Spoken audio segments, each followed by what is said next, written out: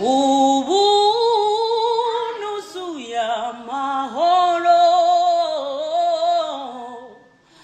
atemba ava mwijuru yumvise gusenga kwanjye anyuzuza umunezero ubu nuzuye amahoro